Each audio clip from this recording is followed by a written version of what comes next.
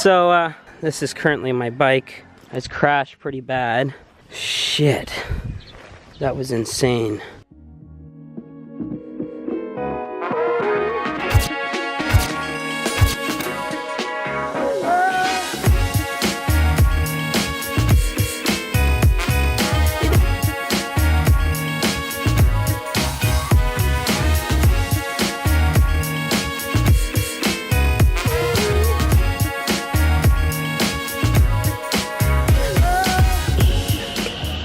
So my time in Phong Nha has come to an end. Ovek has left me, Lily has left me. I'm all alone again. I'm gonna be traveling up north to a place called Ninh Binh. It's expected to be about a 7-hour drive, but whenever I get estimated on time frames, they're always vastly wrong because I think Google's estimating that it's gonna be like 40 kilometers per hour that I'm driving when I'm driving like 80 kilometers per hour. So should be hopefully faster than expected. Beautiful day. Yesterday it was insane how many backpackers I saw literally leaving with like 6 inches of rain on the road. It was just pouring rain. People were going all over the place trying to get like garbage bags to put on their backpacks and around themselves and stuff. And I'm like, that is suicide. Do not do that. These bikes are not freaking boats. They're not made to drive in water like that. You will kill yourself. You will hydroplane and die. Just do not drive your bike in water like that. It's just literally like suicide. So if you are driving across Vietnam and you have a lot more of a budget, you can rent one of these babies for probably like $500-600 US. I think you have to buy them and then they buy them back from you. But having an XR 150 would be just like wicked to drive across Vietnam with. Definitely a lot more comfortable and a better ride than one of these, but if you're on a low budget, then this still works.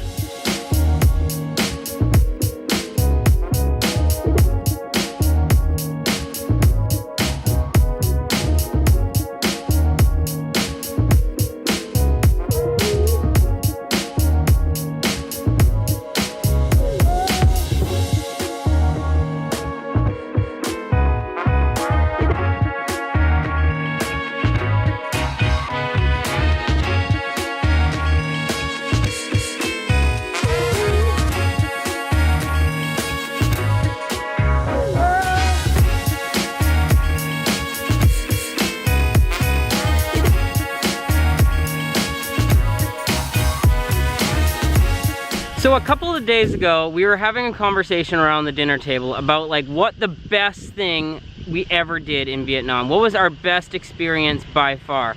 And I didn't even need to think about it for like half a second. Motorbiking across Vietnam has been one of the best things I've ever done in my entire life. Like, look at this. Look, that's fucking crazy. And look at this highway. No one on this highway. That is the Ho Chi Minh Highway.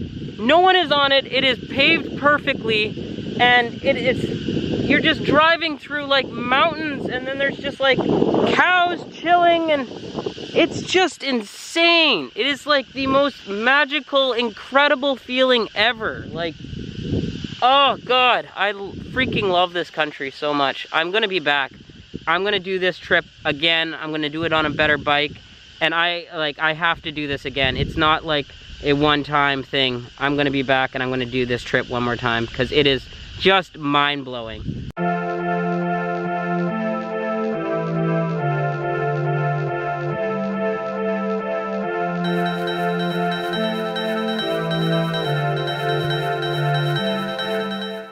So I just had to stop and show you guys this. Look at this jungle.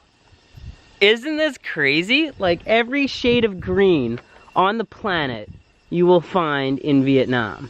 And this was the exact reason it was so difficult for America to try to defeat the North Vietnamese army during the Vietnam War, because they didn't know how to fight in this.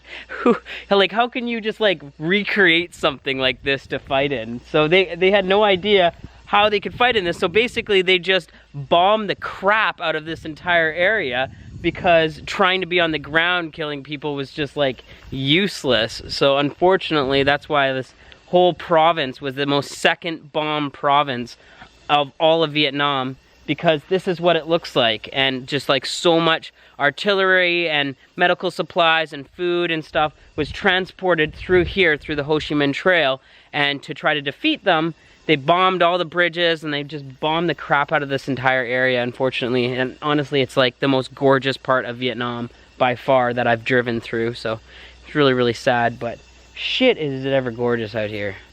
So after driving on the Ho Chi Minh Trail for about 2 hours, I am now back in Phong Nha again. The place I was staying at didn't give me my passport back. I want to swear a lot right now, but I'm gonna try to make this child friendly. I'm just very, very angry. Partially it's my responsibility because I should remember my passport, but also if you're gonna be taking passports from people, you should probably give them back to them, because that's basically my entire life. So now I've lost a ton of time and I need to still go to Ninh Binh, which is an extremely long drive, so I'm gonna have to drive quite fast. I was driving like dangerously fast to get back here. Yeah, now I'm gonna have to drive fast again to catch time back. So hopefully I'm safe and I get to Ninh Binh on time and don't have to drive in the dark or rain.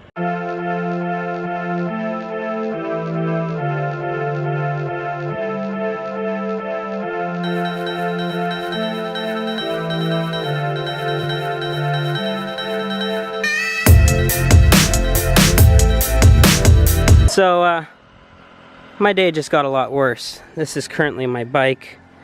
I think it still starts. I just crashed pretty bad because a fucking dog was on the goddamn road. But, yeah, hopefully it'll get me to Ninh Binh still. Shit, that was insane.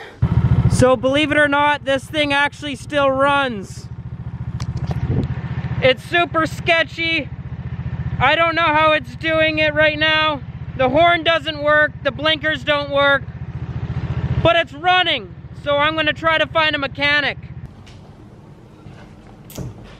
So I didn't make it to Ninh Binh. I'm in a place called Vinh right now.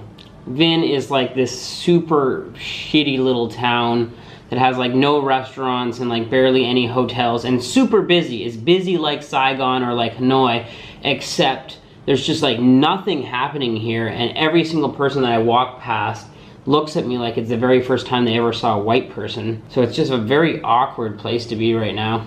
I finally found some food, but I figured I need to tell you the full story of how I got in my accident today so that you guys fully understand exactly what happened. Okay, so I'm driving down the highway. I'm trying to make up time from that bullshit thing I had to go through with my passport. And I wasn't driving like crazy fast. I was driving like a moderate speed because there's so many different like things that you need to avoid on these roads. That's the one bad thing about taking the Ho Chi Minh highway, is the fact that it's not like a normal highway with cars and trucks and stuff. Instead of having to weave around cars and trucks, you need to weave around, I'm not kidding you at all, cows, dogs, ducks, chickens, children. It's crazy. You need to like literally weave around all these random weird things throughout all these little towns, and so it's dangerous. It's very, very dangerous actually taking the Ho Chi Minh Trail, because there's all this weird stuff that you would normally not see on the highway. So I'm driving like 50, 60 kilometers an hour, and all of a sudden I see these like 4 dogs all lined up perfectly across the highway. They're all just like laying down. And so I start to slow down and I'm like, why aren't these dogs moving? And I start to honk my horn and stuff. Dogs are still not moving. They literally think they own the road. And then I see this one white dog. It's like it happened like a second ago. This one white dog starts to get up and starts to show his teeth. And I'm like, oh shit. This dog is gonna try to chase my bike. He's gonna try to bite me. What the hell do I do? So I slow down, and all these dogs still haven't moved, so I couldn't like weave around him in the other lane, so I tried to take just the side and just drive onto the side of the road, so that I'm still going at like a little bit of a speed so that he can't like fully chase me, but I'm not like driving extremely fast so that if I get into like an accident or something really bad happens, I'm not gonna be like hurt extremely. And so I'm going, yeah, probably about 30 kilometers an hour, and I turn around this dog that's about to chase me and bite me, and it literally like leads me onto this like really muddy, dirty type of substance. And then the side that I was driving on, right after the dog was chasing me, it turned into like a ditch. So then it was like, quickly avoid the dog, turn onto the side, oh shit, there's a ditch, quickly turn, and then I freaking fell. And it was just like, it happened all so fast. And I keep like replaying it in my mind, and I'm like, would I do something different? Like if I had to repeat this exact same thing again, I slowed down, I honked, I didn't, like the only other thing I could have done was like come to a complete stop and literally like throw something at these dogs to move them off the road. Otherwise, yeah, I didn't know what to do, because I was like, I can either hit this dog with my bike, which would even make me like a way, way worse accident if I ended up hitting this dog, or if this dog ended up getting like caught under like my wheel or something from chasing me, or getting bitten by this dog. I didn't want that to happen. So I was just like, it made sense to like swerve around the dog, but it just so happened that the ground that I swerved on was like really shitty ground that was extremely slippery. So I literally just went freaking flat down. I broke my tachometer, which tells me like my revs. I broke my thing that allows me to like see which way I'm blinking. I broke the thing that tells me what gear I'm in. My key was like bent, and it's really difficult for me to like turn off my engine. So the key was like bent in the ignition. That's about it. I just kind of got like super dirty. I bruised my thigh like crazy, but I was so lucky that I was wearing jeans and a jacket, because nothing actually happened to me. It was really, really weird. Even though I fell down on the side where there's the pipe, so I thought I would have like burnt my leg or something. Oddly enough, to look at the glass like half full on a positive note, that was the best possible accident that I could get in. I always try to look at things positively, and if I was to get in an accident, that is the exact accident you want to get in. I am not hurt. I did not break anything at all in my backpack. Yes, my bike is a little bit damaged, but I am safe. I am not in some sketchy Vietnamese hospital right now, so I'm pretty happy. As soon as I got the bike back up, like the owners of these dogs kind of like ran out and saw if I was okay. I was able to get the bike started, and then I checked like whether the brakes work and stuff, or whether I could shift gears, and literally the bike ran perfectly fine. I just wasn't able to use my tachometer, which I don't use anyway, and I wasn't able to see which gear I was in, and then I also am not using like my blinker on the highway. So all the additional stuff that I broke was pretty useless. So I was able to actually drive to Vinh no problem. I didn't make it to Ninh Binh because it was like another 4 hours, and I just didn't feel safe driving on that bike anymore. Also, my handlebars are kind of like bent, so I'm kind of like driving a little bit bent instead of like straight. But I'm gonna be going to now Hanoi tomorrow to get my bike fixed and take it back to style, and I'm praying that it's not super duper expensive. As much as I said at the beginning of this vlog that driving a motorbike was the absolute best thing that I've done, I'm still going to stand by my word. I do believe it is the best thing that I've done. It's just extremely dangerous. It really, really is. If you are not an experienced rider, driving a bike is extremely sketchy, and bad things, there's a good chance bad things will happen. Like, you should have saw Easy Tiger. Like, when I was at that hostel, it literally looked some days like it was a hospital, because there were so many people that were freaking destroyed from crashing their motorbikes. So it's an extremely common thing, unfortunately, in this place, but it is by far the most fun that you can have in Vietnam is on a motorbike. I have to get up really, really early to drive to Hanoi. I love each and every single one of you guys. Thanks so much for watching today's vlog, and I really appreciate the love and everything that you guys are giving me right now. It was a very, very shitty day for me, but I'm happy that everything did work out, and I am safe, and I'm in a great hotel room right now. I'm gonna let you guys go. I love each and every single one of you guys. Stay focused, my friends.